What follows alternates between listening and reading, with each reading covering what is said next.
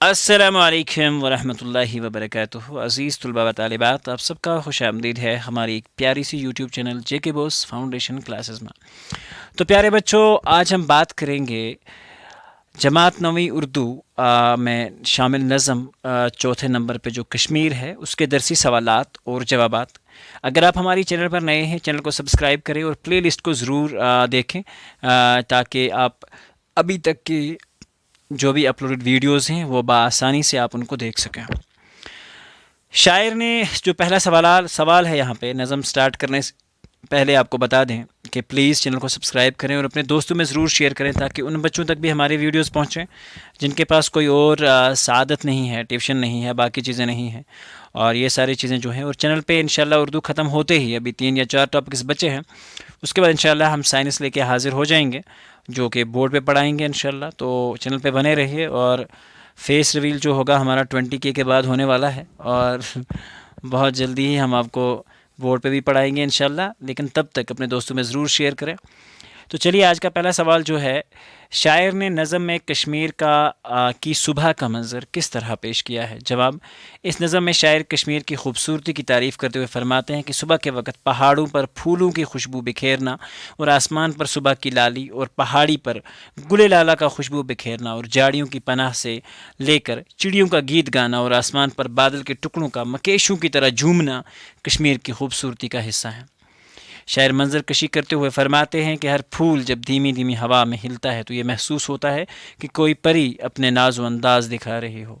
سوال نمبر 2، شاعر کو کس چھوٹے ہوئے باغ کی یاد آتی ہے؟ اگر اس کو سمپل ورڈز میں آپ لکھنا چاہیں تو شاعر کو کشمیر، وطن کشمیر کی یاد آتی ہے۔ یہ آپ ایک لائن میں آنسر لکھ سکتے ہیں، لیکن آپ اگر بہت ڈیڈیکیٹڈ ہیں اور لمبا سا آنسر لکھنا چاہتے ہیں تو کچھ یوں لکھیں گے آپ: شاعر کو کشمیر کی یاد آتی ہے۔ شاعر بنیادی طور پر کشمیری نژاد تھا، لیکن ان کے بزرگ کشمیر چھوڑ کر ہندوستان کے کسی دوسرے حصے میں لکھنؤ میں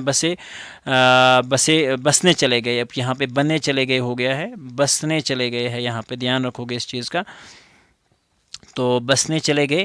جب ان کے بزرگ کشمیر کا ذکر کرتے ہیں تو شاعر کو اس کے آبائی وطن کی جو یاد ہے وہ آتی ہے، جو ایک باغ کی طرح خوش رنگ، خوشبودار اور خوش نما ہوا کرتا تھا۔ تو چلیے، اگلا جو سوال ہے، کشمیر کی خاک سے کون سے عالم و دانا اٹھتے ہیں؟ ایسے 5 نام لکھیے۔ جواب: کشمیر کی خاک سے بہت سے علم و دانا اٹھے ہیں۔ ان میں 5 جو نام ہیں مندرجہ ذیل ہیں: حضرت شیخ نور الدین ولی، لل عارفہ، پنڈت کلہن اور وہاب صاحب، اور اس کے بعد ملا طاہر غنی کشمیری۔ آئی بات سمجھ بچوں؟ اس کے بعد آخری سوال ہے کہ نظم کشمیر کا خلاصہ جو ہے اپنی زبان میں لکھیے۔ بہت شارٹ سکرپٹ میں ہم نے لکھا ہے۔ کشمیر نظم جو ہے چک بست کی ایک شاہکار نظم مانی جاتی ہے۔ ان کی اس نظم سے شاعر نے اپنے گلشن بہار سے والہانہ محبت کا انداز ہو جاتا ہے۔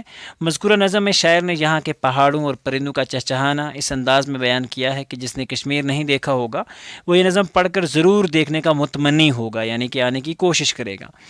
یہاں کے پھولوں کی خوبصورتی، صبح کی ہوا، سرد ہوا، بارش کا سماں، لال لال میووں کا منظر بہت خوبصورت انداز میں بیان کیا ہے، اور ساتھ ہی اپنے اس کے چھوٹنے کی بات بھی کرتا ہے، مگر اس کی محبت کا فسانہ ابھی تک وہ بھولے نہیں ہیں۔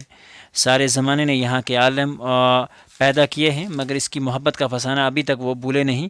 سارے زمانے نے یہاں کے عالم اور بزرگ لوگوں کے کمال کو دیکھا اور پرکھا ہے، اور پھر مانا ہے جو اس زمین سے وابستہ ہیں وہ ہمارے اپنے ہیں، اور ہمارے جان کی رگ رگ میں ان کے لیے خون رواں دواں ہے۔ شاعر اس زمین کو پاک زمین سے تعبیر کیا ہے۔ تو پیارے بچوں، یہاں ہمیں درسی سوالات اور جوابات ہوتے ہیں مکمل۔ امید کرتے ہیں کہ آپ کو یہ ویڈیو جو ہے ہماری پسند آئے گی۔ تو ملتے ہیں انشاءاللہ اگلے ویڈیو میں، جس میں ہم ڈسکس کریں گے آپ کی نظم میں شامل شہزور کشمیری کی نظم بہت ہی مشہور پری محل۔ تو تب تک آپ بنے رہیے چینل پہ، اور اس ویڈیو کی ڈسکرپشن میں آپ کو کلاس 9 کا پلے لسٹ اور اس کے تمام پارٹس کی ویڈیوز جو ہیں وہ مل جائیں گے۔ تو چلیے، ملتے ہیں انشاءاللہ اگلے ویڈیو میں، جب تک کے لیے اللہ حافظ و ناصر۔